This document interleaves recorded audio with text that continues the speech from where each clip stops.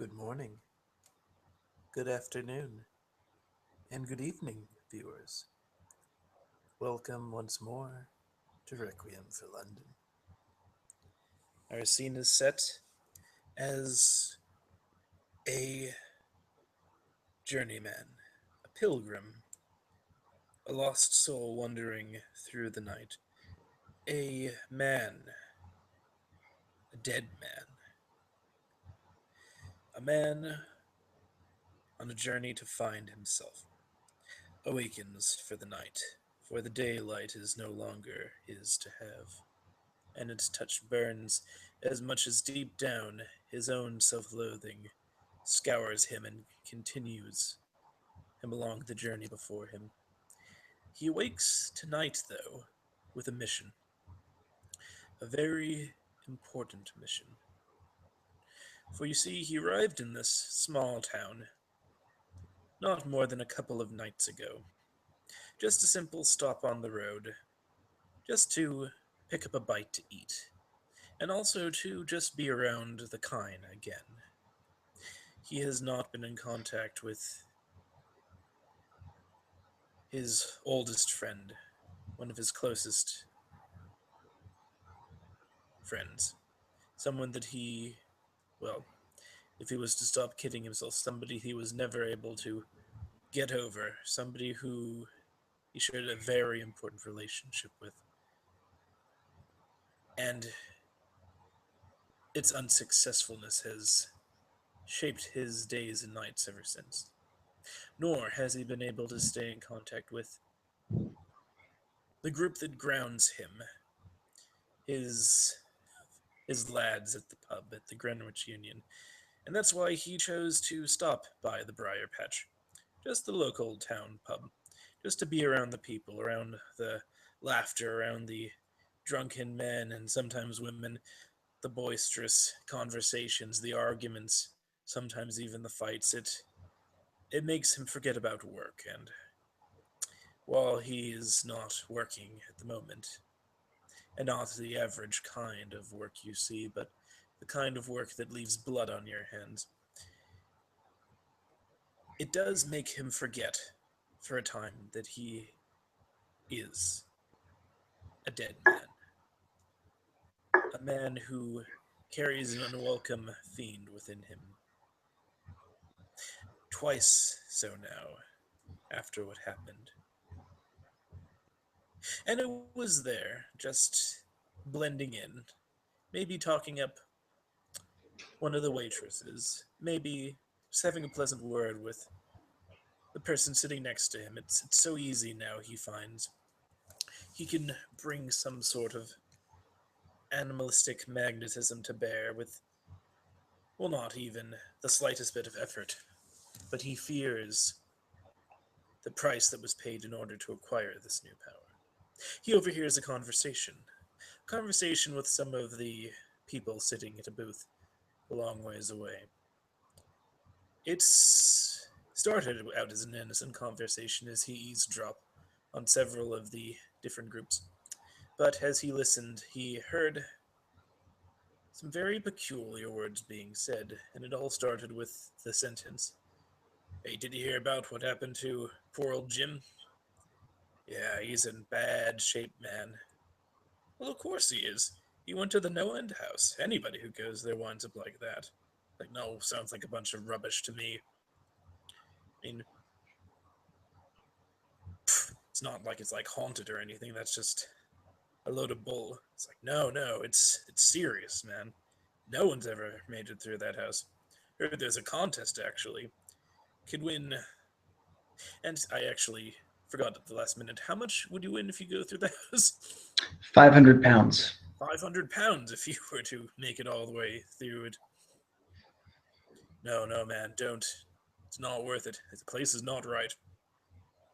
And again, he's not a stranger to having the rumor mill rolling ever so slowly onward in a kind pub, but this particularly catches his attention because as he's been traveling all throughout England, he has heard of these strange places, these haunted locales, these rumored places where boogeymen still dwell, and he cannot help but think about himself, about the masquerade. He wonders who might reside at this place. He wonders what exactly it is that they're trying to do.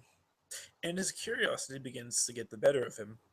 And after getting up, after seamlessly inserting himself into the conversation, he speaks with the people and he learns about this Jim. He even was able to get an address and pays him a visit. The visit does not go well. But he pauses from remembering what happened as he gets up several nights later. As he heads out into the night, he has long since acquired the location of the house. And tonight is the night. Tonight is the night that he will journey to this place, for his curiosity is aflame, although now there is a heavy caution on his shoulders. He finds himself walking up the road. He has the address. He knows to follow it several miles out of town and then take a left when he reaches the part where it turns from paved road to gravel and begins to crawl slowly through a thick patch of wilderness. And as he hears the footfalls on the cement turn to gravel, as he begins walking closer towards the house, the moon occluded by a heavy cluster of clouds.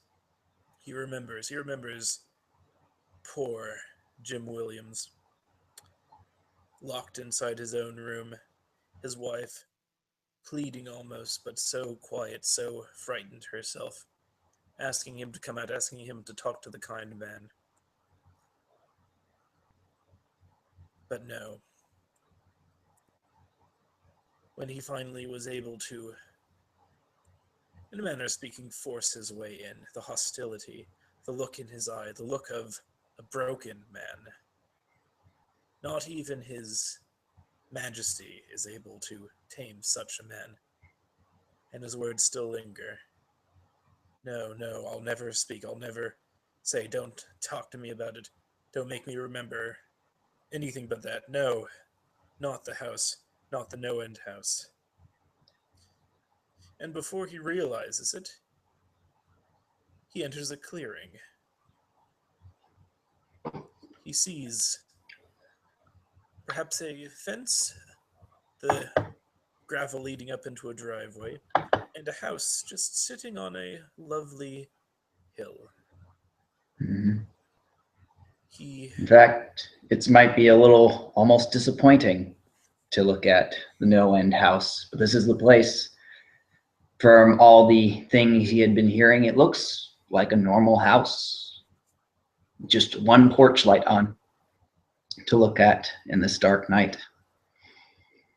Nothing looking mostly sinister about it. And yet, for some reason, despite the normalcy of this place, despite the look of it, of being very well kept, very well maintained, there's almost like a strange, slight chill in the pit of your no longer working stomach.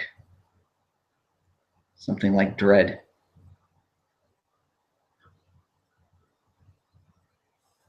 And yet you do not know why. Dick will actually steady himself, a bit underwhelmed, a bit taken aback by this unusual feeling, something that he's not used to himself. He will steady and breathe. He activates the blush of health now. Before this, though, for Mm, that several nights ago, I'd like to make a feeding roll to see how well he did.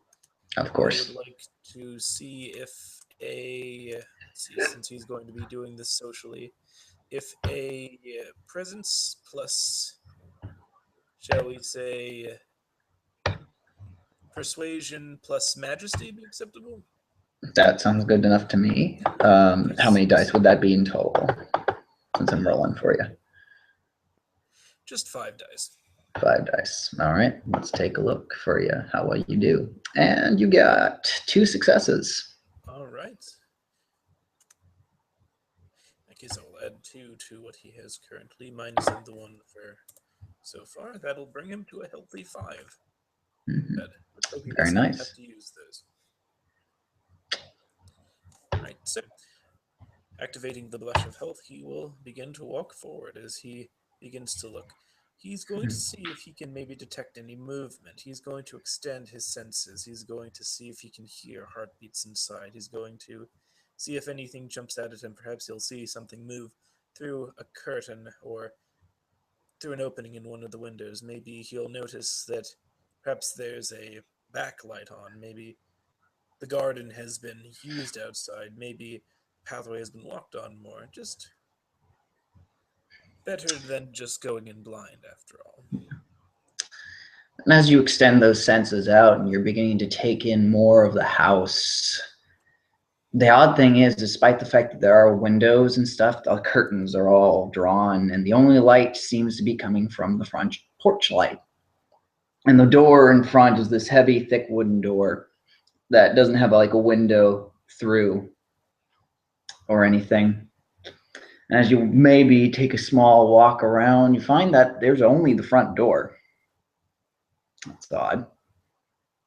Supposedly, supposedly, at least the rumors you heard, there's supposedly an exit. Well, maybe maybe it goes on a circular route or something. You're not entirely sure. I mean, for all intents and purposes, it looks like a normal house, Hmm. but there's the front door. As far as you know, your tracks going around the house seem to be the only one of the only ones that have ever taken a chance to take a walk around. Most, it seems, go straight for the door. Hmm. He's going to do But only one last thing before he approaches the porch proper, is that he's going to look around and see if he can possibly find any, maybe some birds nesting on some of the trees nearby, maybe some sort of ants or insects, just any other types of life, some animals around, insects, anything that he might be able to exercise the gangrel's particular disciplines on. For if this is the domain of a kindred, he would want to know if there has been activity here lately. Again, the last thing he wants to do is intrude on someone else's territory. That would just be rude and would make more trouble for himself, especially if he wants to discover just what happened to Jim Williams. For more than just discovering this place, finding out what happened to break that kind so utterly has just sort of consumed the rest of his thoughts right now. This morbid curiosity. Maybe, just maybe, so that way he could understand his own breaking point several nights ago when he committed his mortal sin. despite the walk around, it's odd. There doesn't seem to be any real like bird life in any of the nearby trees. No birds have made nest here, but you do find a spider weaving its web. Not exactly by the front door, but nearby one of the window bushes. Hmm. Aside from that, that seems to be one of the only few forms of life around here. There's no mammalian, no avian. What few insects around are either hidden within the grass. The spider seems to be the most obvious one, waiting to catch something in its web. Hmm. In that case, he's going to sort of kneel down, just bending his knees ever so slightly, so he's almost squatting, and he's going to just look at the spider and he's going to whisper to it. He's going to utilize that language of the animals, that silent language, but nonetheless very potent and expressive. And he's going to see if he can use feral whispers on the creature. I'm assuming this is going to be a minus because this is such a. Actually, I don't even know if there's a table for like pluses and negatives. I'll leave it entirely to your prerogative. But I'm going to Yeah. say expression plus, not expression, presence plus animalism. Presence plus animalism, which for you that's 4, correct? That is 4. I'm going to say, since it's not a usual form of life like an avian or a mammal or anything like that, I might still -1 die on that roll. So you're going to be rolling Right. 3 dice on this. That'll be fine. As he just And No successes. Maybe the spider is just too alien of a creature for you right now. It's hard to connect to those strange mindsets. Or just maybe there's something else off about the spider. You're not sure. But it doesn't help you any in the knowledge that this seems to be the only life here and it doesn't seem willing to talk. Hmm. Well, nonetheless, he respects and will leave the spider to its web to see if it will catch anything. And with that, he approaches the front porch. And approaching the front porch, um, you can see, I mean, as far as you can tell, you don't know if there's any lights on or anything like that. It's hard to tell from the windows, from the curtains seem to be heavily curtained, so you can't see any, even if you were to try to take a peek, you couldn't even see through under them. But any attempts to knock, if you knock on the door, there is no answer. It's not until you actually try the door, you actually find it's unlocked. Hmm. He has knocked and there is no response. It is nighttime if there is a kindred inside, on some level or another. Uh, He'll most likely become aware as soon as it enters, so he'll proceed with caution. He'll just open the door and sort of do a mild shout of, "Hello, is anyone there?" When you open the door, what greets you is actually kind of surprising to you.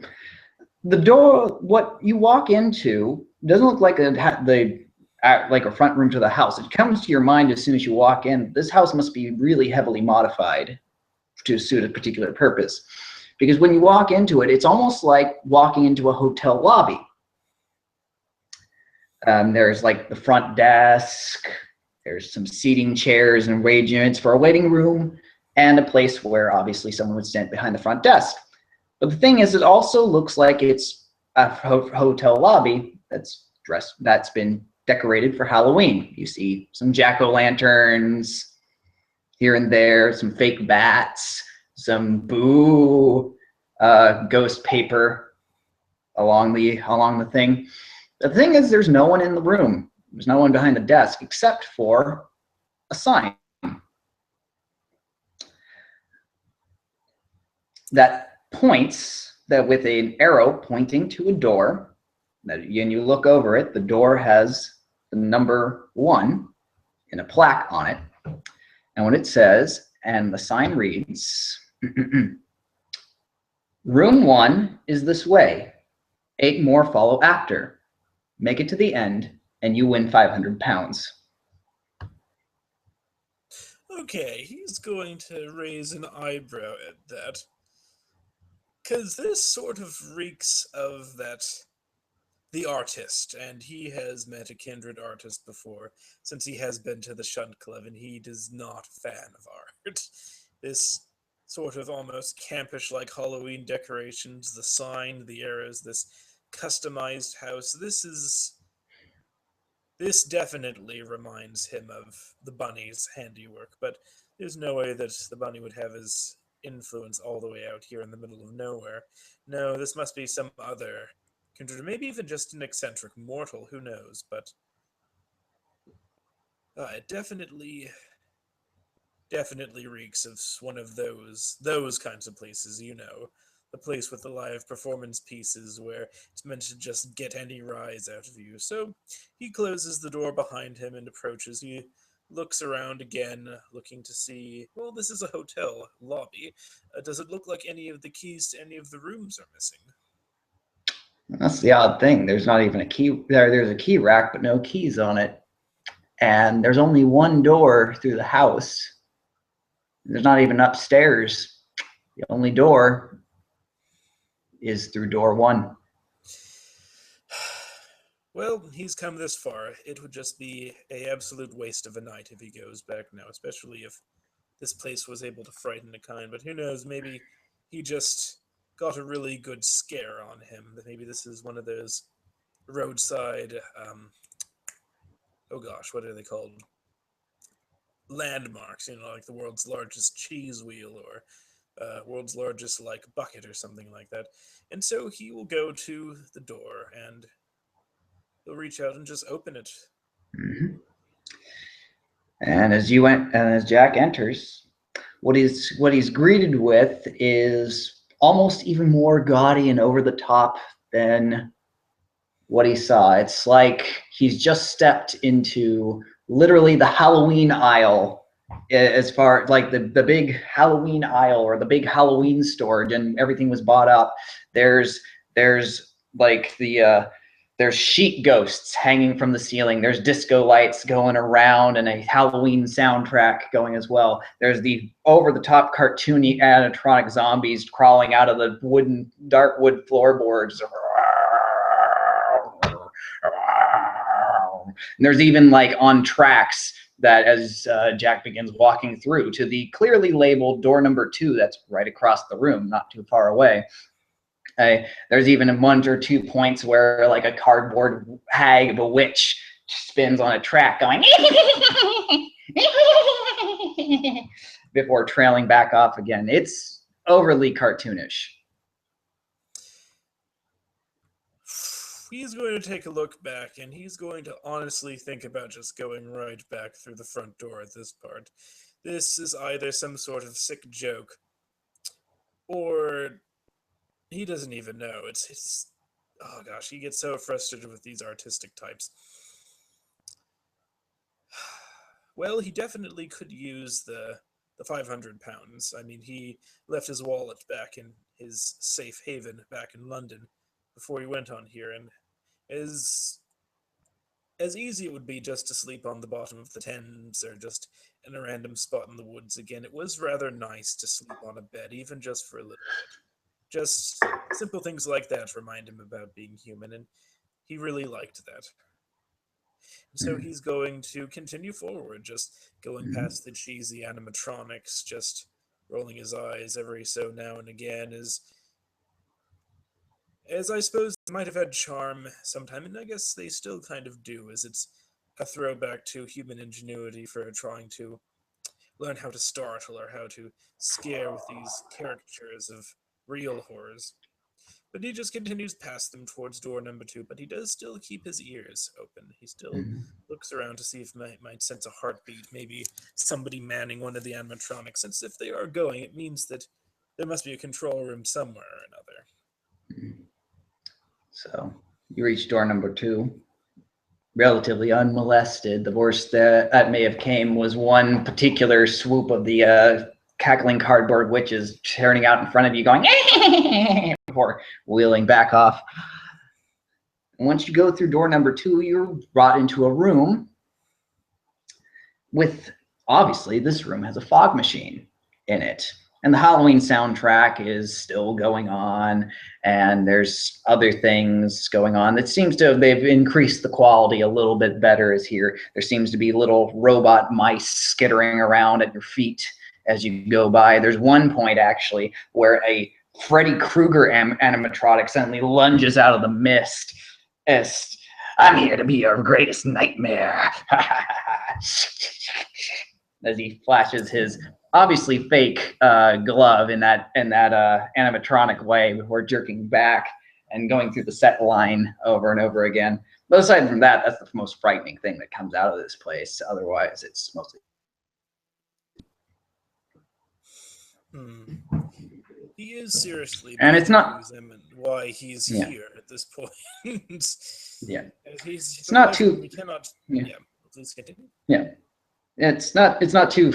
It's pretty clear to see through the fog, though. Despite the billows of fog, you can see the door with the number 3 on it. Hmm. Mm. All right, so he'll begin heading towards number 3. Yeah. And so Jack opens the door to room number 3. And this room's rather different. It's very odd. While the other ones were actually full of stuff, this is where it gets a little. It's where it's full of stuff, fog, animatronics, and stuff. There's none of that here. As a matter of fact, as you close door number 3 behind you, It's a square room. Probably judging from the distance, it's maybe 10 by 10. Exactly. And there's nothing in the room, nothing except for a wooden chair right in the middle and a lamp in one of the corners. And right across is door number 4. Okay, this is going to raise another eyebrow, but again, it's he thinks he gets what this is going for. This is probably definitely one of those artsy type of individuals things.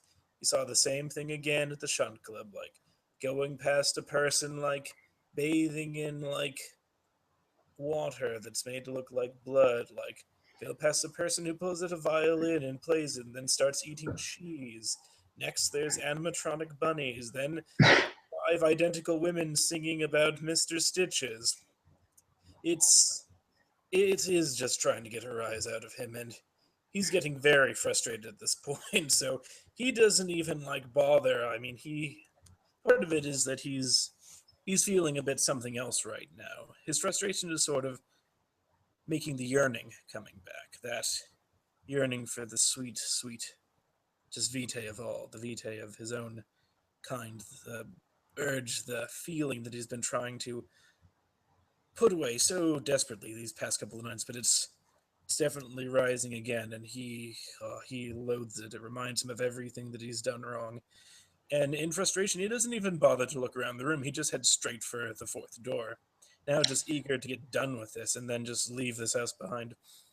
As he begins to move across, but here's the weird thing: it's a 10 by 10 room. He should have crossed this room in no time, 5 seconds. Yet as he walks, it seems weird. It's like the more he gets closer, the more he starts walking towards it, the more the room seems to stretch. Like the distance, he misjudged the distance, but that can't be right. And it's starting to feel like the room's starting to close in. And it's by the time you've reached halfway to about where the chair is, it's starting to feel a little claustrophobic.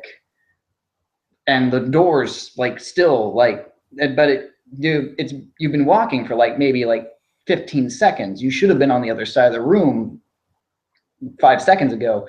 You've only just made it to halfway, and the room seems to be funneling in and getting closer and tighter, but the walls haven't moved. Nothing's moved. All right, he pauses dead at this point.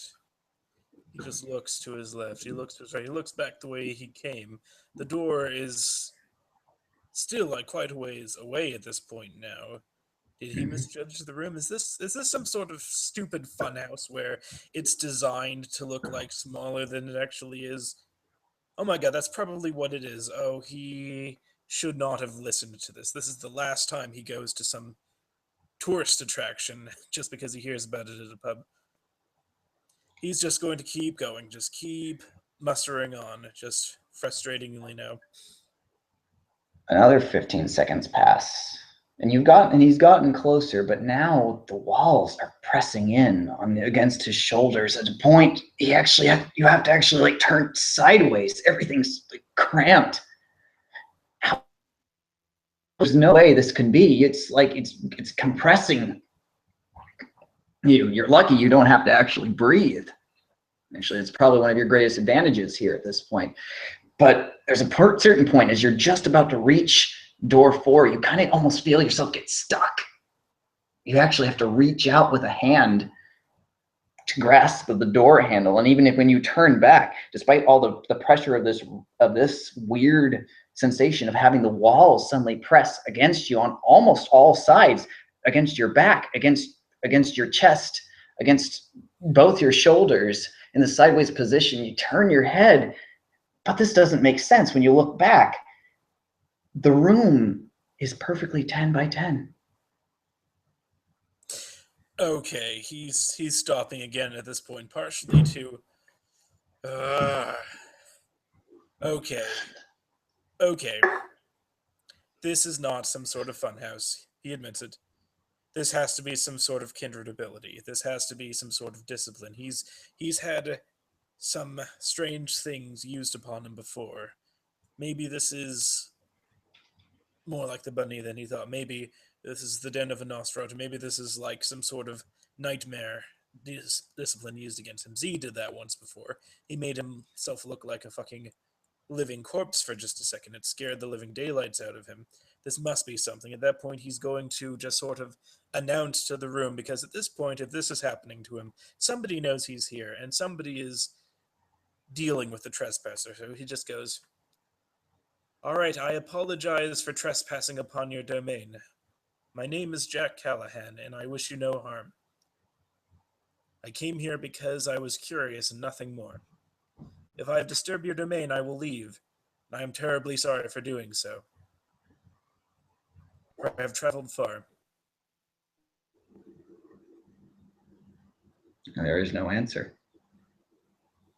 As a matter So of fact, he there's just nothing but the pressing tightness as you're still standing in this uncomfortable position, despite clearly this being a 10 by 10 room and literally the door handle being just within reach for room number 4. okay.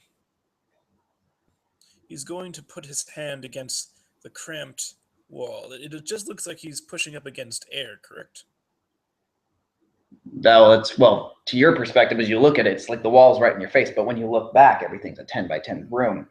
Okay, in that case, But he's going to yeah, just. And he's going to just try punching the wall to see if he can break through. He's going to spend a point of blood to up his strength. Okay. He needs to see if this is actually like some sort of supernatural ability, or whether or not this is like some sort of funhouse bullshit, because he is so sick of it if it is. That's going to be strength brawl. Strength plus brawl, and how many dice is this? It'll be 7 dice 7 dice. Okay, because of the +2 buff this turn. gotcha. Well, let's see how you do. Oh, you got 1. Let's give you another 1. Exactly. Let's see. Well, 2 successes. All right. So you slam your fist. It's a little bit uncomfortable, but you slam your fist right into this wall, and it hurts. Matter of fact, it was very uncomfortable to be able to try and, well, not, it doesn't really hurt, but you punch the wall, and this thing's physical, despite this thing, and you put a little bit of a dent into it, especially with your little bit of an enhanced boost of strength here. And as you look in the back of the room, you actually see your the fist imprint is on the wall, and yet it's right there. Okay, this must be a clue to something then. Is he really just right there? Is his sense of direction being skewered by some sort of power, some sort of foul supernatural ability?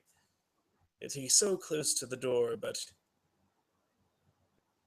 I mean, again, like the wall's just right here. I guess he'll just start sort of feeling around, trying to gauge exactly if he can notice anything else. Maybe there is some sort of trick to this, but does he just feel the walls no matter? He just feels the walls no matter which direction he puts. There may be some sort of trick to this, but he's just so sick right now. He's just going to just try reaching as hard as he can for the doorknob to try and get it open. And as soon as you touch room number 4's door handle, it all disappears. The pressure, everything. You're no longer in that claustrophobic combined space. The room's 10 by 10. There's the dent of the fist in your wall and the wall that you punched. He's gonna just look at the door handle, then look at the wall. He's going to just close his eyes, shake his head, and just sort of look down at. He actually has a rosary bead tied around his wrist right now. Very tight. He's had it like that for a while now. It's a reminder and also sort of a symbol of the person he wants to show the world, as opposed to the person he truly is. And he will just, as Zyson goes, Again, if I have trespassed upon your domain, I apologize. Please contact me. There is no answer. He's very puzzled by this, but you know what? This is not the strangest thing to happen to him in his Requiem, so I guess he will just take a minute to examine the door. Maybe this is. His sire did describe that the sanctified have unique powers, powers gifted upon them by on high, rituals, blood rituals, the ability to manipulate God's curse and change the physical world. Maybe this is something similar or some sort of mockery of it. Could this be some sort of occult witchcraft? He doesn't know, but he's going to look at the door a lot more thoroughly because when he touched the door handle, the strange effects seem to disappear. Does it just look like an ordinary door handle? It does look like an ordinary door handle. Do you let go of it? No. No, he does not. He's going I'm to just open curious. the I'm just door. making sure. You're going to open the door. He does not want that pressure to return. And as you open the door, and then besides, it looks like an ordinary door handle. There's no iconic markings. Actually, everything about it's rather plain, including the 4 on the door. As you step into room 4 and the door closes behind you, you're in complete darkness. But darkness isn't the right word for this. For darkness would mean you'd still be able to smell, still be able to hear, still be able to taste the inside of your own mouth. You'd be able, if you were living, you'd be able to feel your own heartbeat, your own breath. There's none of these things here.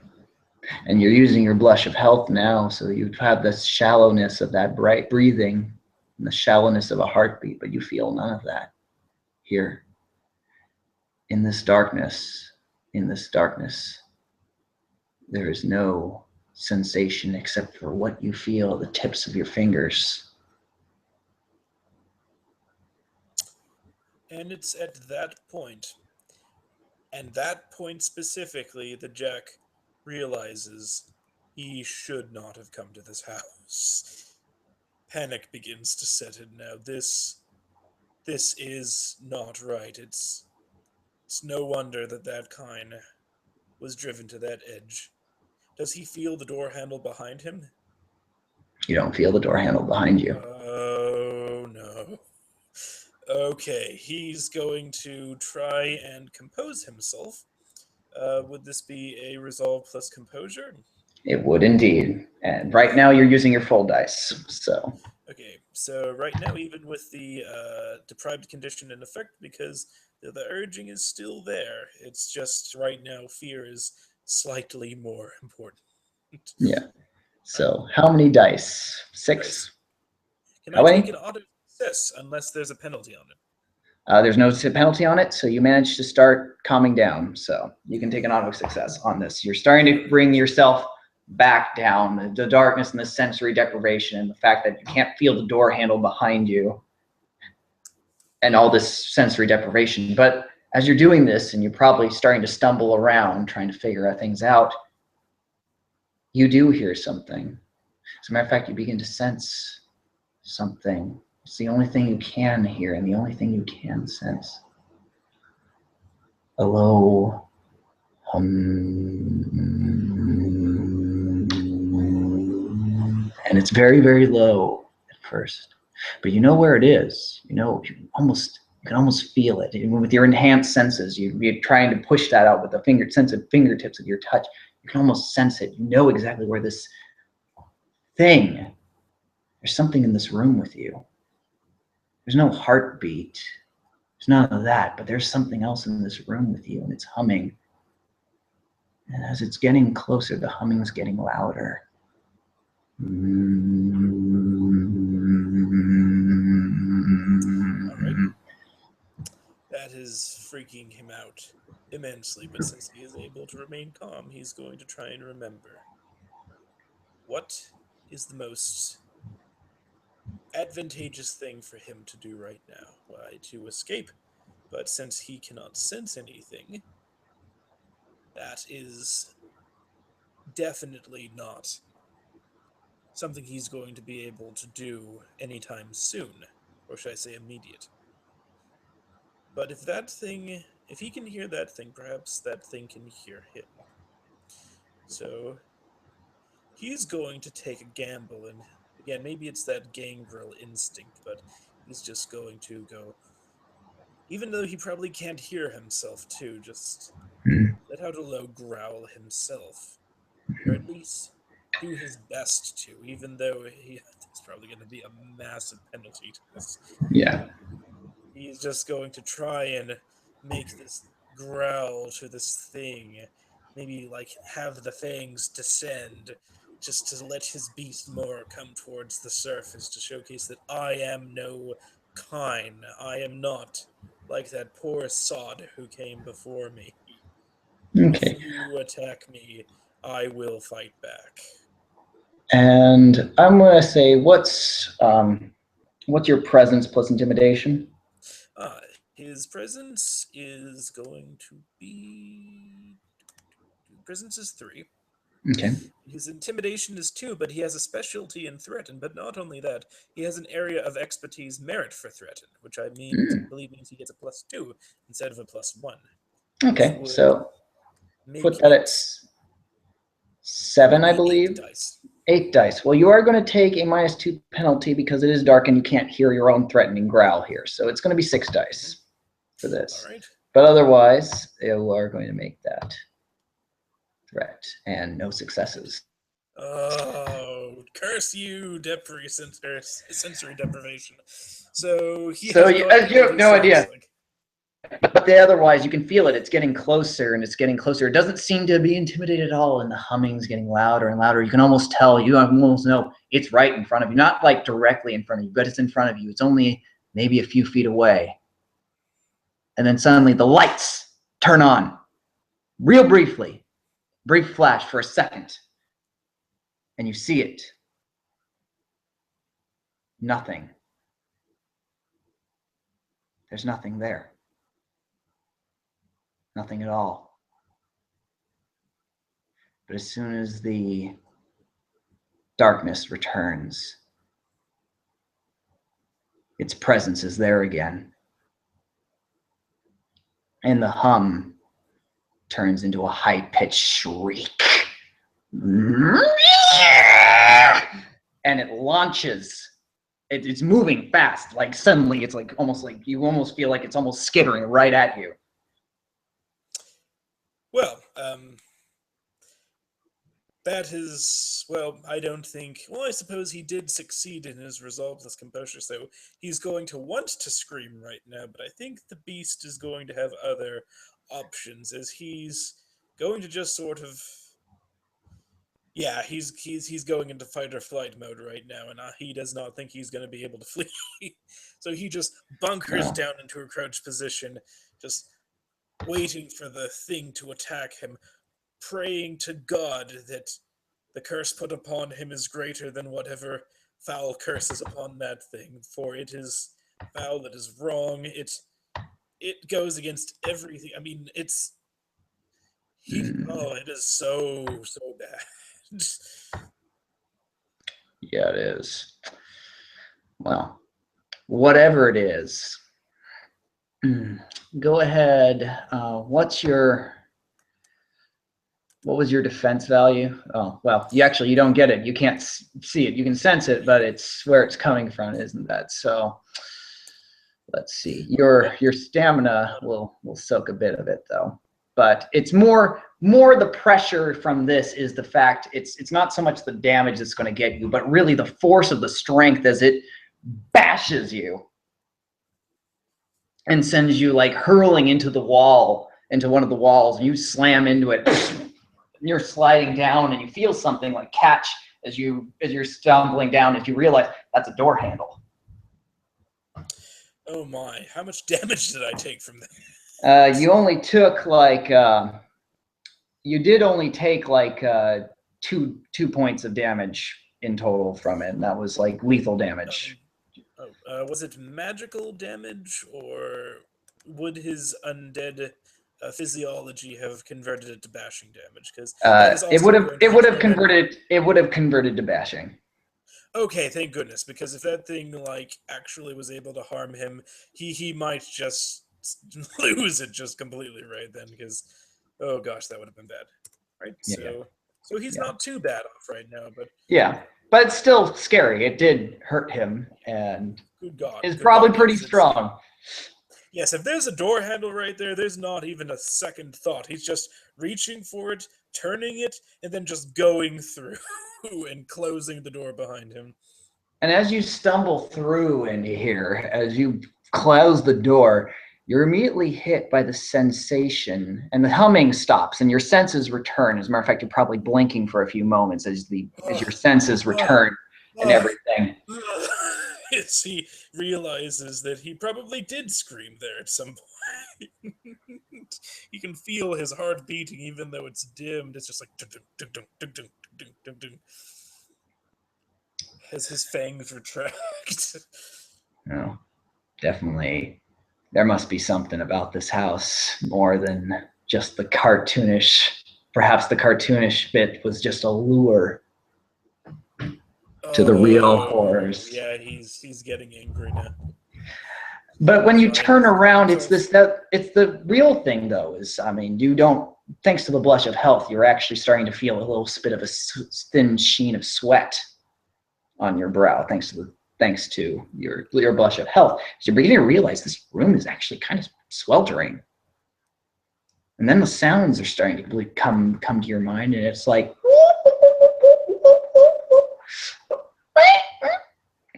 and there's strange sounds, and as you turn around, your mind almost can't. You're blinking for a moment because what you're looking at is like a thick, steamy jungle. Actual trees are actually growing upward. There's bush and vines all around the place. And like I said, it's very thick and muggy in here. And I mean, it looks like the lights are still dim and stuff, but I mean, you're looking up and you can't even see the ceiling of the house because the canopy is so thick. As a matter of fact, the only reason you realize that you're still in the house, aside from the fact that there's no such thing as jungles out here in the middle of England, Yes, if is Monty Python has taught us anything, England is in a temperate zone. exactly. But this is definitely steamy jungle, like almost like South America or something like that. The only reason you realize you're still in the house is because of the slatted dark wood floorboards still under your feet. Otherwise, there's plants growing around these places, and there's the sounds of what seems to be like there's actually one point where there's like the scream of a howler monkey going on, and there's sounds of birds and stuff, and the buzzing of insects. Okay, at least he can see. At least he's more in his element. That's a Yeah. good thing. The bad news is what the fuck is going on right now? Oh my god. So he's just going to look and he's going to extend his sight. He's going to try and see if he can see the door anywhere because he's on the verge of panicking, Yeah. but he's still able to hold it together a little bit, Yeah. especially after, well, not especially after, but miraculously after what he had just been through. What's the thing? Well, despite extending your senses outwards, you can feel the trees and everything around you, but it's hard to. You can't actually like see the door from here. There's too much foliage and stuff in the way. You're probably going to have to go through it. But I mean, even though the last room you were in was pitch black and stuff, there seemed to have at least been a door. So there's got to be a door here. You're just going to Okay, have to travel through it. I mean, especially with the size of this room being as big as it is, you're probably in the middle of the house. So, then who's to say? forward he goes. Mm-hmm. So you begin to move forward, still mulling over the situation from that last event. Yeah, And he's definitely on edge to say the least right now. He's definitely clutching that rosary, but he also sometimes puts his hand to a necklace that he has sort of underneath his shirt right now. One of a bear's tooth, actually, that he just recently got a few nights Mhm. ago. Something to remind him about who he truly is. And he gets some comfort from both of those as he continues through, but he just Yeah. looks As you straight move ahead. through. There's that creature, that horrible creature is behind him again. If he Mhm. hears that horrible hum. Mhm. As you're walking through this and you're having to push aside like leaves and foliage, there's the buzz of insects and the howls of howler monkeys and the sounds of birds of types you probably don't even know names for. Despite all this, you actually don't see any animals or anything along those lines. It seems this is purely foliage. It isn't until you actually feel a mosquito fly onto you and actually bite into you, oh, that's your first sense of there's something else here, and which is probably the involuntary like slap. Oh god, yes, especially Yeah. since how important blood is for a kindred. The last thing he wants is blood addicted mosquitoes. Well, after you do that, suddenly you feel a few more land on you, and then first it was two, then five, and then 10, and Okay, now there's realization is 15. right now. He's gonna begin just hurrying forward now.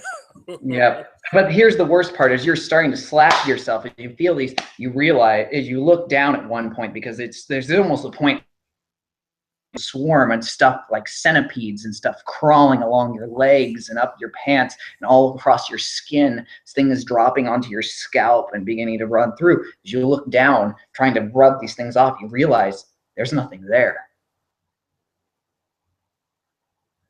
But you feel it.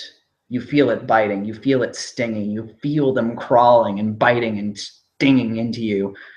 And there's nothing there. You're going to roll me a wits and composure. And that's a -2 penalty because of the previous freak out and what's going on right now. That is fine. He is just going to close his eyes, clutch that rosary tighter, and he's going to try to tell himself, "There's nothing there.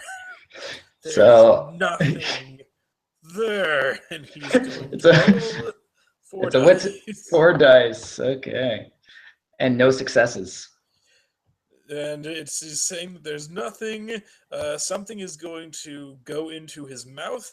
He's going to spit it out and then just completely freak out and do a mad dash forward. He's going to trip over a log and he's going to roll around, just trying to get them off, just trying so desperately to get these invisible things off of him. I Mm, think he's going to need to roll to see if he frenzies at this point.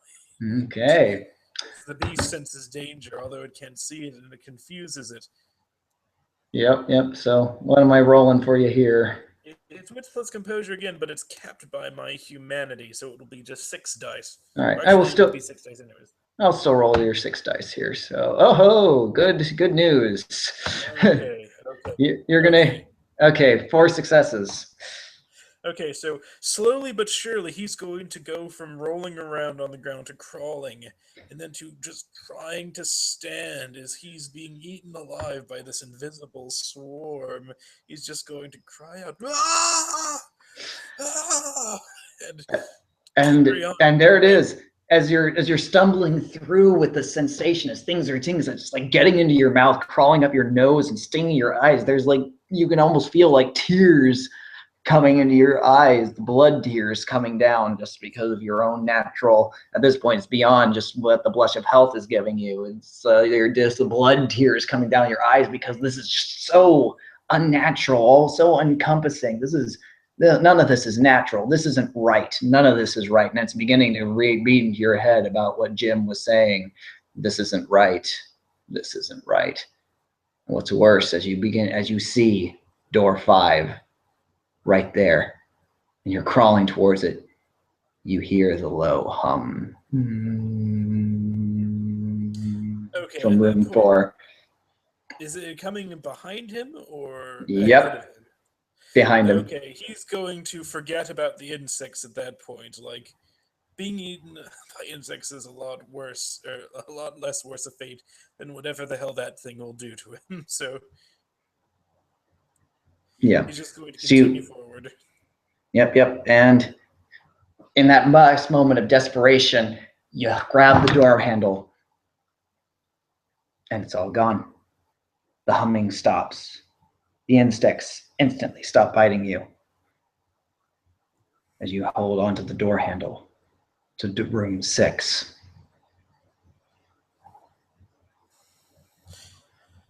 He's going to steady himself just for a second. He's going to just sort of look up again into the vast foliage covering what he's guessing is either the ceiling or the night sky. He doesn't know anymore. And he's going to yell this time as he just says, I know this is a punishment for me entering here, but I accept that.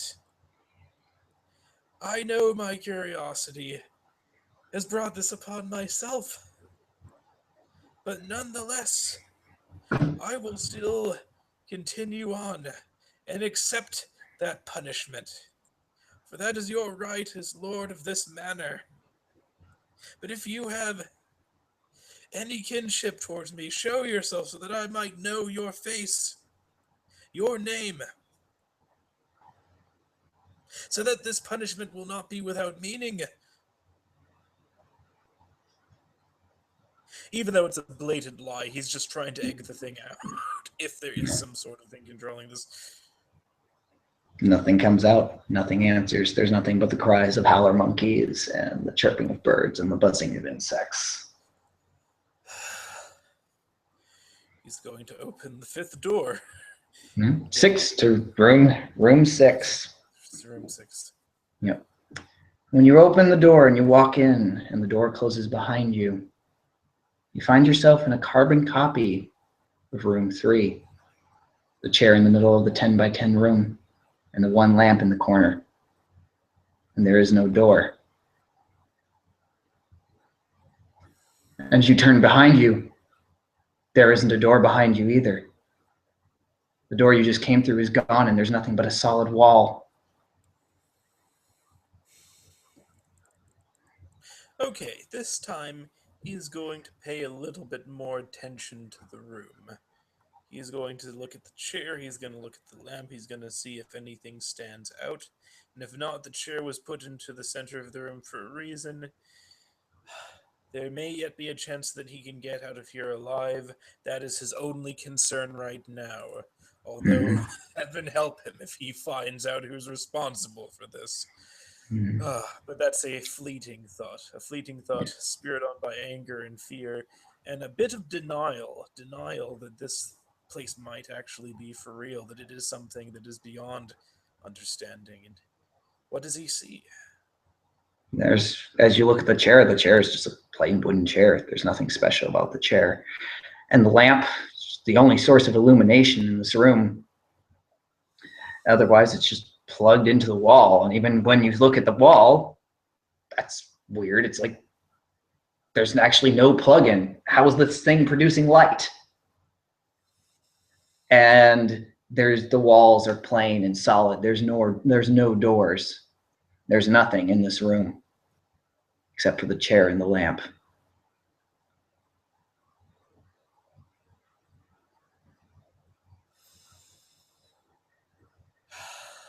He is going to slowly walk forward again. Since there is no door, he is just going to walk towards the chair. Very calmly, trying to regain some manner of composure after what just happened.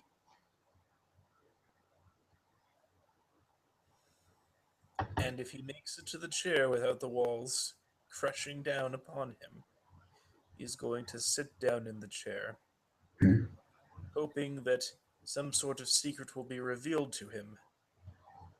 Although he knows by now that it's not going to be something he's going to like. In fact, if anything, he's just hoping to make whatever worse is going to happen sooner than later.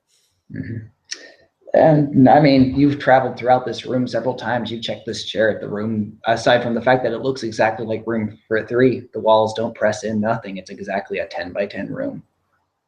No doors, no windows, the lamp being the only source of illumination in the chair.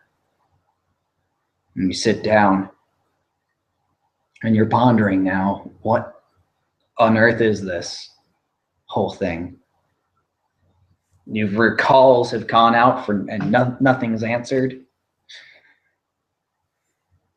What is this now? After all this fear and stuff, now are you just supposed to wait? Are you stuck? Trapped here?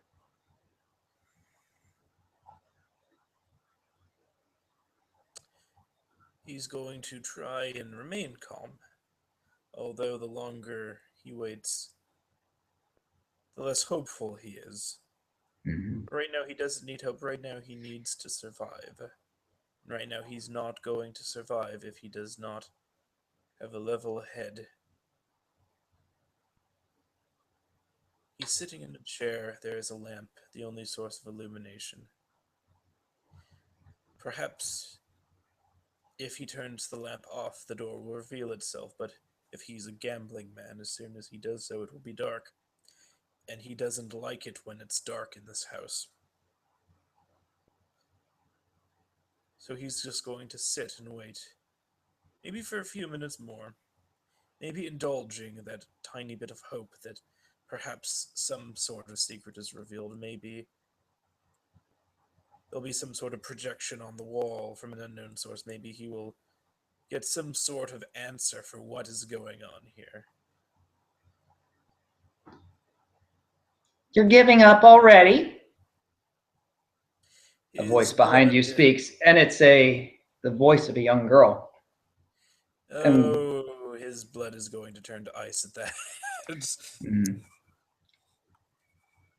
and when you turn around, it's going to be a little hard to describe exactly what you see. But I'll start with this. You see a young girl. She looks maybe to be about 8 years old, in a white silken dress down to her ankles, lovely pale white skin, blue eyes, long blonde hair that reaches down to the middle of her back. And she is the most horrifying thing you've ever seen in your life. Because occupying the exact same space in proportion and time as she is something else. This thing stands 8 feet tall and is lithe and is covered in weird, sort of almost like fibrous hairs. But it's not really hairs because they're all metallic.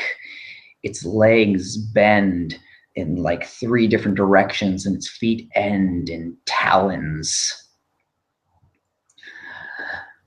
Wings extend, but these wings are like bladed razors. And a long prehensile tail with way too many spikes along its end lash out behind it. Its long arms almost reach to the floor. Its claws are serrated and jagged. Its face looks humanoid. As a matter of fact, the eyes that stare out of this are almost all too human. But despite the humanoid face, its maw is long and elongated like a horse. And along its mouth are needle-like fangs that drip with green ichor. And as you're looking at these two that are one because they occupy the exact same space in the room, it's sort of like looking at that optical illusion where you see the young woman and yet she's also the old woman, and she's also the young woman, she's also the old woman. The moment when you see the girl, you see the creature. When you see the creature, you see the girl. They're synonymous. They're one being. And your mind is trying desperately to grasp and grapple with what it is exactly you're seeing. But the worst part comes when they speak next. You should never have come here, Jack. And she says that in that voice, but it also speaks in a voice that I can't even begin to describe, and it speaks directly into your head.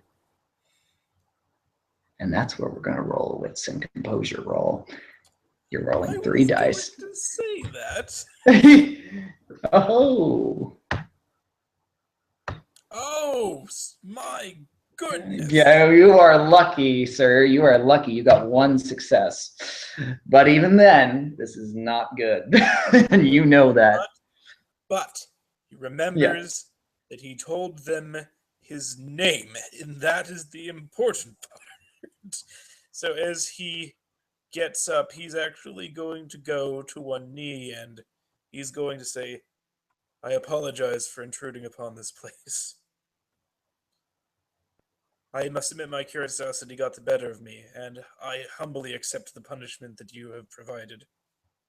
I Oh, only wish good, now to Jack. leave with my life. Oh, no, Jack. It's too late for that. You're here in this room with us.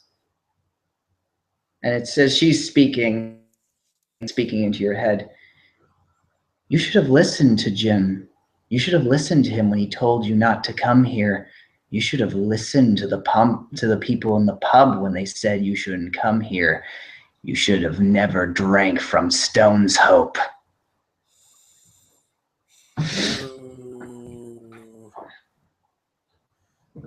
Oh. And as Oh. it's speaking worse, and this is worse, and you're beginning to realize they know more than your name. Oh God, And this is. you're here because we let you in here, and you're going to suffer in here. You're going to stay in here. You're going to stay here in room 6 with us, and you're never going to leave. Oh, we're not going to kill you. We're just going to keep you here, Jack. We're going to keep you here. And it's that menacing. It's getting close, and they don't even like seem to physically like move or walk, but they're just like they almost seem to be like sliding closer and closer to you. And it's just this mental assault into your brain as it keeps going and going with this, as they start bringing up all those things you've always felt guilty about. It's like you should never have broken up with Cynthia. You should never have even involved yourself in her life. You Something should never very. have left America. You should have stayed in America. You should have done exactly as your father told you to do. Something very interesting is going to happen to Oh, Jack is when it? this happens. Yes. Because Oh, he did not uh, fail that which was composure roll and yeah. immediately began worshiping this thing as its new god. He is going to scowl because this thing is saying things that it should not know, which means that one, it either has somehow already infiltrated his mind and got that information, or two, this is some sort of figment of his own mind. This is some sort of battle against himself, so he needs to decide between one or the other. And so he's going to stand and he's going to face this thing dead on. Don't get me wrong, he is horrified. This is something that should not be. But so is he. He is a vampire. He is dead. Yet he will always rise to drink from the blood of the living. And it is only a matter of time before there is nothing but the beast. But until then, he is both Jack and the beast. Mm, And he is going to lash out at this thing. okay then. He's going to use. Oh gosh, it's. In this moment, I think he might actually go, even though it'll be less dice. I think he's going to go for the monstrous beast. It'll be strength plus blood potency. Mm. Can I So spend willpower for this though? yes, you can. All right, in that case, he's going to get 0 willpower, unfortunately, but he's going to get +3 to this dice heroic effort. So this is So going to be 7 dice contested roll. mhm. Come on.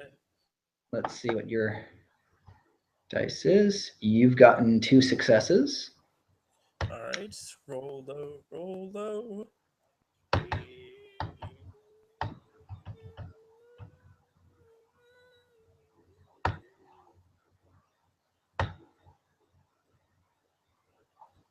Oh, are you kidding me?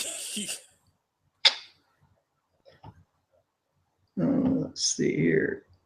Well, those 4 things. successes. Yep, Okay. 4 successes. The good news is that it wasn't an exceptional success. Mm. The bad news is that when Jack stands up, looks that person dead in the eyes, his eyes turn a deep, deep teal, like the sea churning at night, and he barks the word, "You may punish me, but only God can judge me." They don't take it too well. Oh no, they don't. And what does is like, it's like, God can't enter here. You're in hell, Jack. Room 6 is hell, and you're here forever.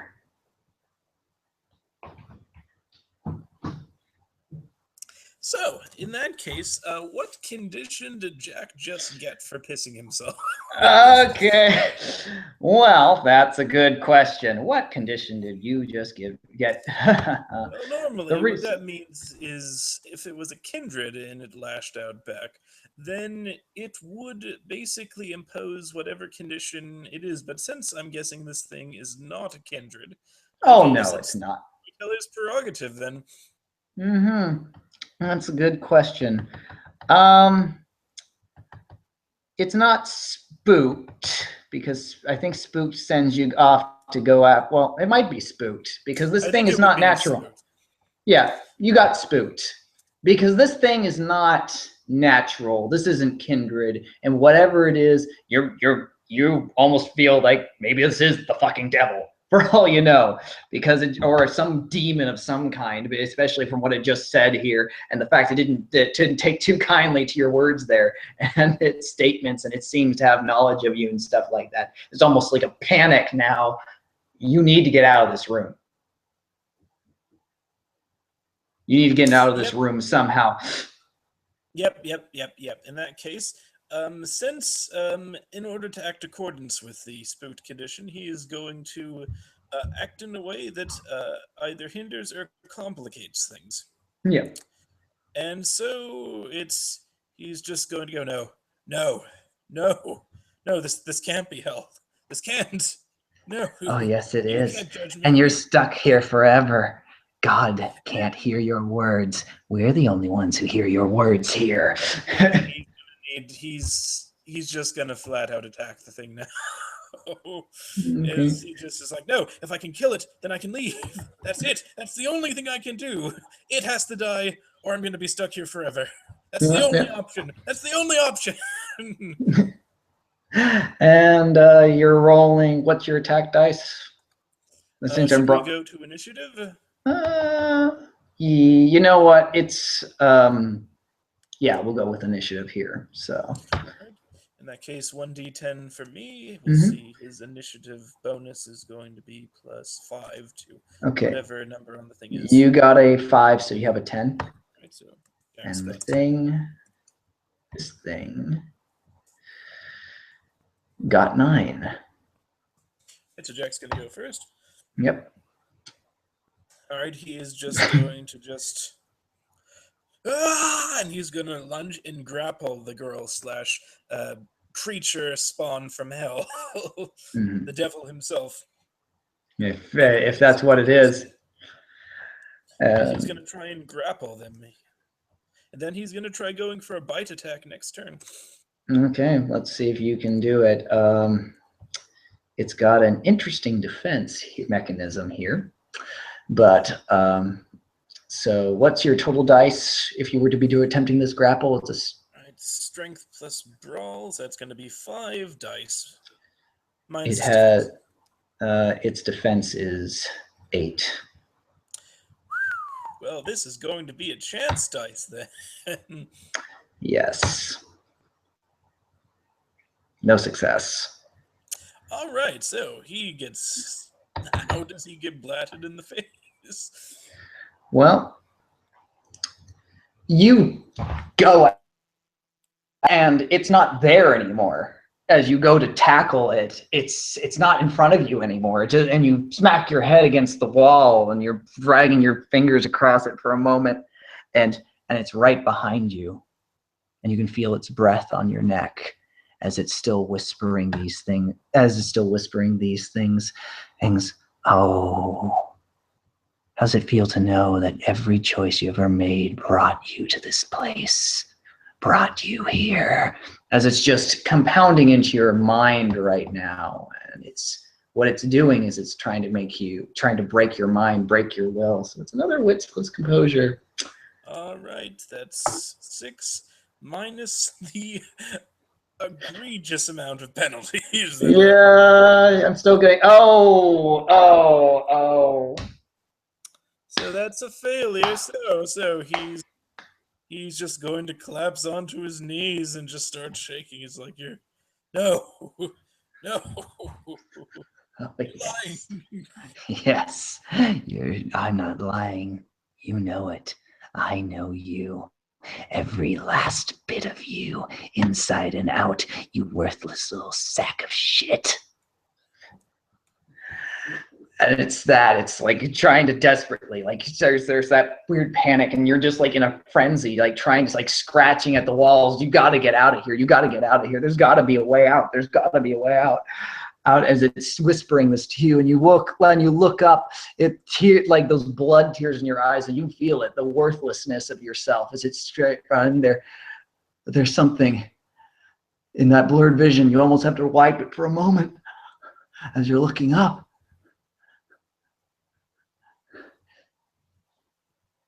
Where you had started clawing, and where you impacted into the wall, you dented the wall, and the dent looks almost like a 7. No, the dent in the wall is a 7. Door Okay, 7 is behind this wall. It's gotta be. okay. The only problem is that he still has the spout condition. Yeah. Is that it's he needs to know. He needs to know. Screw the mask. He needs to know. He just looks at this thing and goes, "What are you?" You know exactly what I am, Jack. And you're stuck here forever in your eternal torment. No, no. And he's going to attack it again. Even though he knows that there's a way out, but he just needs to know. He needs to connect. He needs to be able to do something to this thing, this intangible thing. It has to be here somewhere. It can't You just be. actually hit with your chance die. Ah! 2 successes. As he just goes, ah! And then with all of his fear, all of his anger, all of everything that he is, he just aims not for the child, but for the face, the metallic face of the thing, and hits with all of his strength, his trembling, weakened self as it is right now. This, one could even say this was a miraculous moment for how broken he is in this moment, but he connects against all odds. He does 2 points of bashing damage to this thing, Yep. and he feels his fist connect. What does it feel like? It feels cold and hard, and yet at the same time soft and subtle. And you can, as you feel, as you dent, you feel like connecting metal. You feel like bones crack at the same time. It's not your bones. It's the weirdest sensation. You're hitting something hard and yet something soft, something immovable and yet something very fragile at the same time, and existing in 2 quantum and diametric states as it stumbles in absolute shock, and it like almost like screams in fury. As he just looks and looks at his hand and looks at the thing, and then he laughs. He can't help but laughs, and then stands and goes, "I am in hell. I know that. It was a hell of my own making, compounded even now by what I am. But this hell is my world, not yours. And you are not the devil. And with that, he's going to turn and he's just going to go, and just starts smashing at this wall, ignoring all else, just slamming his fists against it with renewed vigor, renewed strength, renewed conviction. No! No! And after a moment, there's that scream in your head, and then it's gone. And when you look back, there's nothing but the chair and the lamp. And when you look back, you're actually in shock. Door 7 is right there. Not just a dent in the wall that you had been bashing or anything like that, but an actual door has appeared with the door handle. He's going to slump against the door right now. And if you will indulge me a bit of a monologue, he's going to just stare with a 1,000-yard stare at the other door and just think to himself, was that real? I felt my fist connect, but was that all just within my mind? Was that some sort of inner demon? What? No. No. There's no point in asking what this place is right now. If I want to seek answers, I must take what I've learned and dig further, not wander deeper into this nightmare.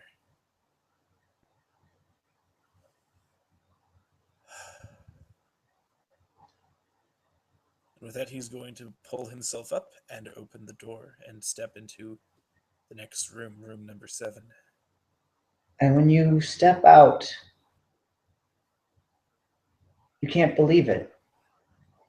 As you're looking out from the porch of the no end house, the night sky is still there.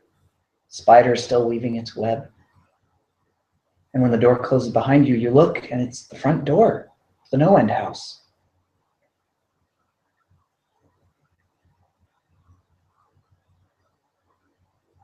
There's the gravel road, there's the trees, cool air.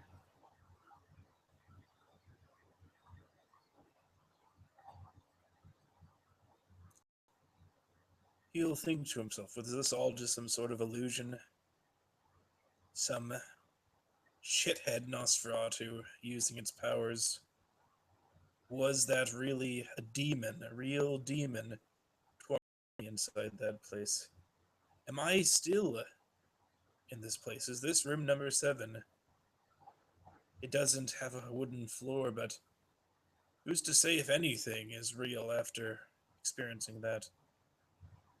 And he'll breathe in because he is using the Lush of Life, and he'll look at the spider. It's still doing its web thing. He's going to walk down, and he's going to just kneel down by it this time. He's going to try one more time to use animalism. Mm-hmm. He doesn't know if he'll be even able to get a response from this thing, but it's the only thing here. And there's still a part of him that wants to know, that needs to know, to find some sort of meaning in this whole experience.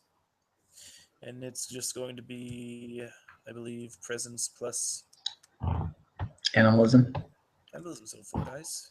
Yeah, but remember it's a spider, so 3 dice total. So let's Three see. dice total. Ooh, Oh my. Alright, and he's just 2 going to successes. ask it. Just, what is this place?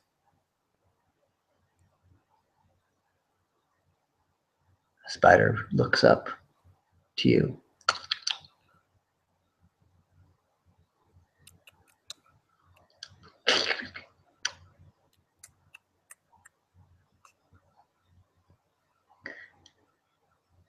Go to the pub, Jack.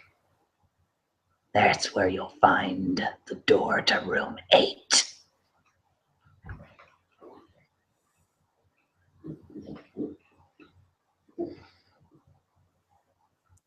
He's going to get up, and he's going to walk away from the spider. If indeed it was a spider. And as he walks back down the gravel road, everything is leading up to this point. Everything.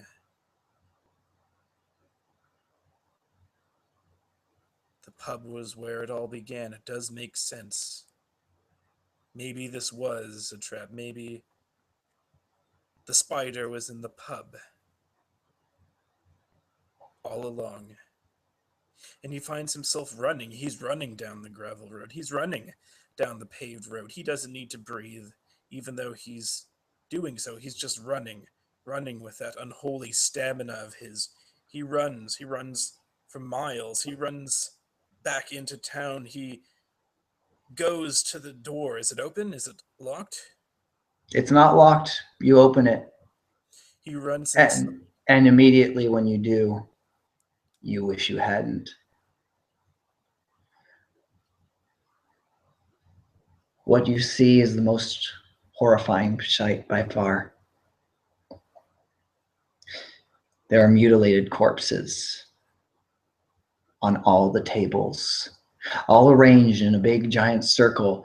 Their bodies almost completely unrecognizable, their arms and legs detached and laid next to the mutilated open torsos with their heads directly on the center of their chests. It's the lads, all of them. And they're all looking directly at you, and on their heads are all turned directly to the door as you run through. And they all have these, and you almost feel their dead eyes looking at you as though they're looking at you. And they all have these smiles on their faces. And that's the creepiest part. They're all smiling like they're just glad to see you. All of them, every single one of the Blads. But that's not the only ones who are here. There's one more body, not on a table, but laid out, splayed out on the ground in the middle of them is Cynthia Mallard. Her body, however, has not been detached. The worst part of the mutilation is actually the Glasgow smile that has been put across her face and her chest cavity having been opened up. And what looks like all of the internal organs where her chest would have been removed and instead have been filled with rubber ducks. Past this site, where they know there was a booth, but the table's been removed and the window removed, and there's a door there that was never there. And out of her entrails, out of her intestines, has been nailed and twisted onto the door into the number 8. And this, I think, is a breaking point. Oh boy, is it. Boy, is it. Although I would like to ask one thing.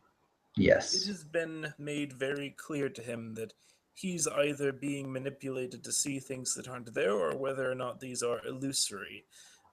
Would this be alright to be a higher breaking point than normal? Because it is Yes, is. Yeah, it's a little higher than normal. I will put it 1 degree higher. He's but trapped in a nightmare right now. This is the destruction of his touchstone. That would be a breaking point 1 right there. The lowest it could possibly be. So it's a breaking point 2 at this point. Let me go bring that up real fast.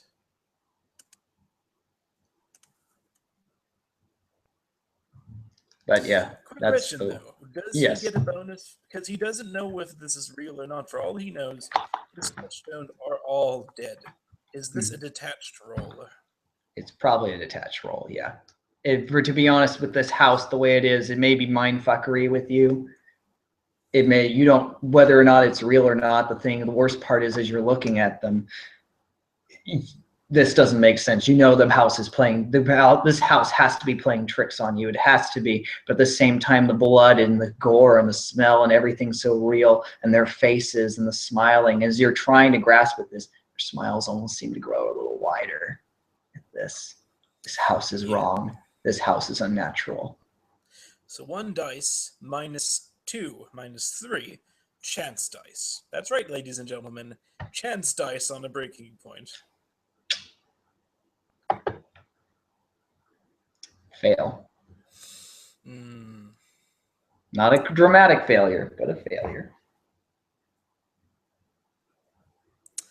All right, I'm going to do something that might be a bit strange since this is the first time this has happened in Requiem for London. Hmm. But he knows this can't be real. This can't be real. This can't be real. And it becomes this mantra for him. He's going to take another Bane rather than drop to Humanity 5 and become detached from Cynthia. Seeing her, no, not like this. She will not die like this.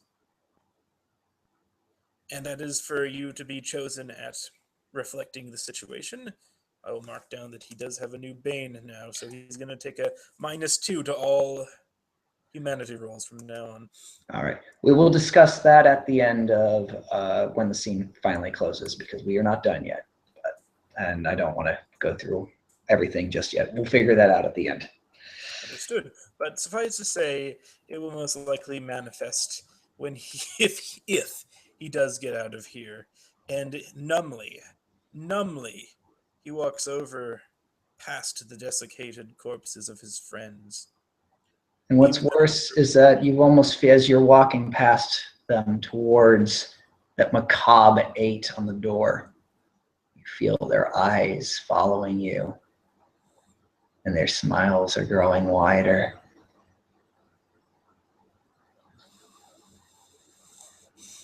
this can't be real. This is not real. You will not trick me, demon, he says, even though he feels nothing inside. He can't feel anything. He is numb. He is ice. And as ice, he steps over the body of this apparition of his dear Cynthia. He reaches door number The 8. detached limbs start crawling along their own way, and they're all turning, and they're all beginning to open their mouths like they're about to speak. And Cynthia's head is turned with that Glasgow smile, and she's looking at you, and she's about to speak too. As you've reached the door, He does not even feel fear at this point. He just is numb, as he don't opens leave the us, door. Jack. We've missed you, and now that you're here, you're never going to leave us again. And the limbs are crawling faster, ready to grab at you, to drag you back, to bring you into this macabre scene, to bring you back down, to make you believe that this is real. He twists the doorknob as hard as he can, even though the limbs begin to grab hold of him. He can feel them, but even the pain, even the fear, is a distant thing at this point. There is almost a peace in this frozen part of his, this cold, this empty almost. He is like a void, and he will, with all of his strength, try to wrench his legs out of the grasp of his dead friend's dismembered hands as he tries to open the door. And the door But he doesn't opens. cry out. And the door opens, and the leg and the limbs let go as you walk in. And the room is a carbon copy of room 3 and room 6. The lamp, the chair. And there are no doors. But there is one difference. There's a man sitting in the chair. And while you may believe that the last thing you saw was maybe nothing more, nothing less than illusions and such, it still doesn't prepare you for what you see in front of you. For sitting in the chair in front of you is Jack Callahan. The same clothes you walked in with, looking exactly like you, but he seems somber. He's got his hands on his forehead. He's looking down.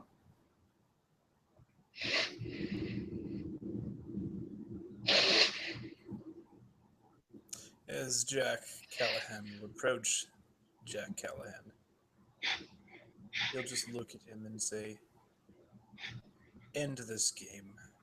Please don't hurt me. Please don't hurt me. I know why you're here, and please don't hurt me.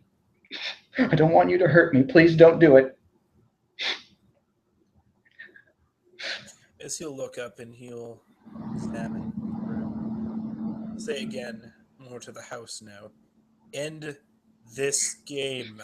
If you want out of here, you're going to hurt me. I know you want out of here, and you're going to hurt me. You're going to hurt me. You want out of here, and you're going to hurt me. Please, I don't want you to hurt me. Please don't hurt me. Jack's going to just begin walking around the edges of the room. He's going to just sort of claw his hands against the wall, trying to see if he can reveal some sort of sign like last time. He will continue doing this along the length of the room as nothing seems to appear. He'll look up at the ceiling. He'll Nothing. look down below. Before you reach down below, there's something you spot. It's you going to the ceiling, you're walking around the room and stuff. The Jack that's sitting in the chair is exactly like you. Except now at this angle that you've turned around because of the way he's been holding himself and everything like that. You now see there is one difference between you. And that's the number 9 tattooed right onto his neck. And it looks fresh.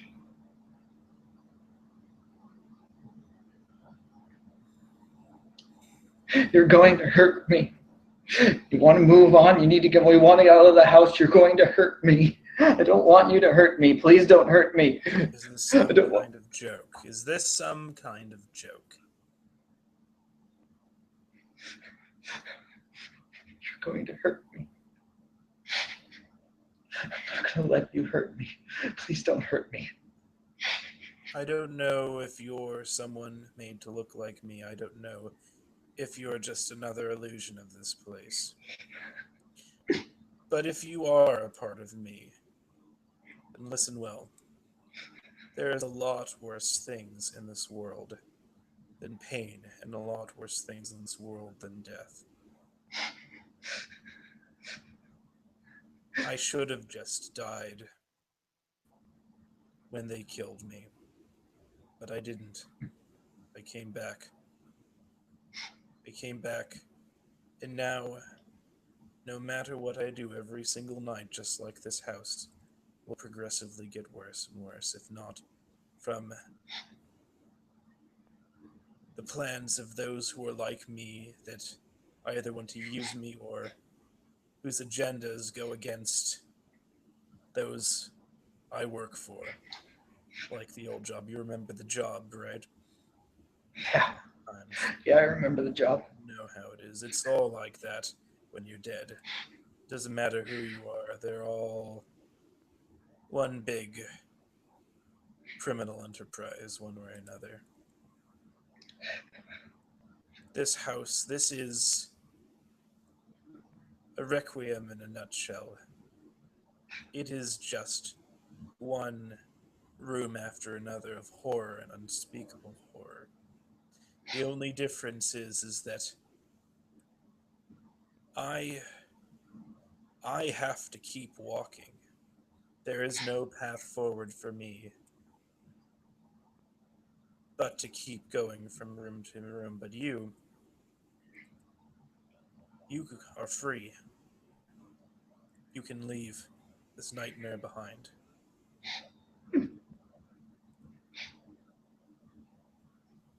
No, no, no, no, no, no, no. You're going to hurt me. I can tell. You're going to do it. You're going to do it. I know. I know, because you're going to get frustrated with this. You're going to try and find some way to get out of here. But I know you won't. Look under the chair. Go on. And he will. Jack will calmly look underneath the chair. There, taped under the chair, is a hunting knife with a tag on it.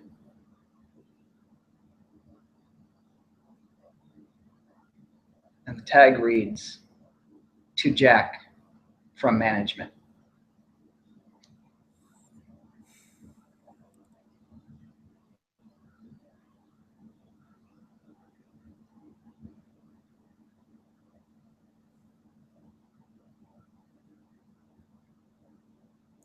I am done being angry. It has done nothing but bring me misery. If I have to be a monster, I am going to be a monster my own way. At that point, he actually stops crying. And he actually stands up. And when he turns and he looks at you, it's so uncanny. It's looking at yourself exactly in the mirror, the same posture, same everything. Maybe except for maybe the fact that there's been the small bits of blood tears going down his eyes because of his sobbing. But now there's none of that. He's staring at you in the same look that you're staring at him.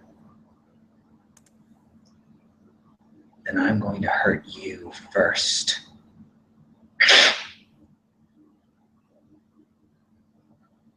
You and I'm going to hurt you before you hurt me, and you're going to stay here. I am leaving. If you wish to remain, then do so. With that, he'll turn his back on this person, and he's going to take the knife and he's going to carve the number 8 into the wall. There's sparks that fly against the wall, and nothing happens. Is the wall made of wood? Yes. You don't understand. You can't go back anymore. You gave that up when you entered room 6. You either stay in the house now or you move forward. I am leaving, but in my way. With that, he's going to put his back against the wall. He's going to close his eyes, and he's going to extend power of the gangrel. He's going to call to the earth his hell. The world he was born into, the world he died into. And he's going to meld into the wall with the number 8 on it. And if this is the end of the house, if this is logical, then he can earth meld onto the other side and escape. And he tries, because this is not going to be an easy roll, because this is wood and not earth. So, like I said, the 8 didn't manifest despite the fact that you dragged the knife against it and it sparks. The knife remained sharp. And yet as you try as you might, despite the fact that this is a wood, there's no way wood would spark like it did when you pulled across the knife. And it feels like wood. Everything about it feels like wood. And yet as you press and you press and you press, and you know you call upon that power, you're feeling that power. You know you could do this. And yet it's like you're pressing against something alien. Something more than you. There's only one way out, Jack. There's only one way out. And you know it. Stop lying to yourself. You either move on or you stay here forever. like I said, there's no path but forward for me, but the world is not as simple as that. I actually should be thanking you right now. You showed me a very important lesson about this world, and I will take it to heart when I do leave. But I'm not going to play your game anymore. And you're here forever, Jack. He I don't sits think back down. so. I think you're going to grow bored of me. Because that's what you are. You're a child. Sure, it's fun to play, to torment, and have them run away, but there's nothing more that you can do to me that has not already been done. You have played your hand too early.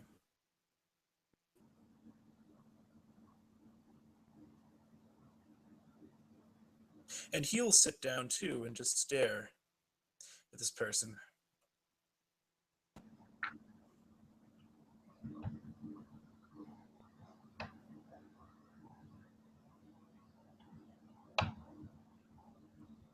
Um, I don't know. You might have muted. Oh, hello? No, no. Now I can hear you. Okay, Okay, I missed. what part did you, or what was the last thing I said? I believe the last thing you said was,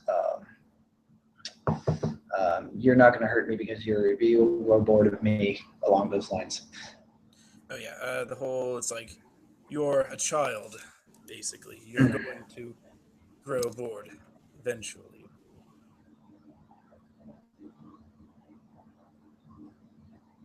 And he just sits there and he just stares at you. There's a smile. You staring at you. The tattooed 9 on his neck. You holding your hunting knife.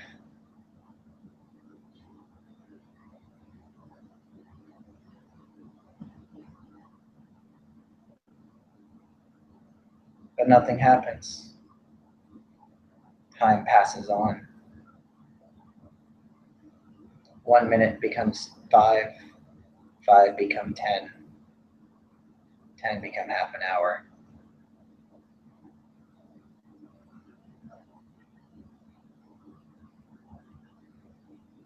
But nothing happens.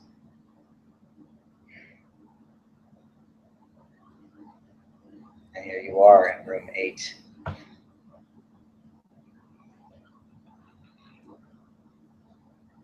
Continue if you were going to say something.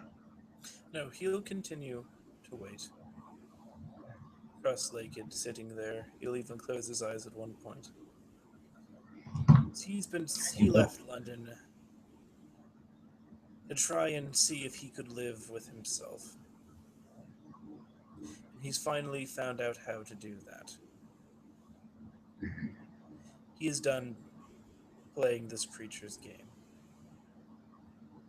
He will wait, even if this turns into a night, 5 nights, or 10 nights, 100 nights. He'll continue to wait, even if he falls into the sleep of torpor.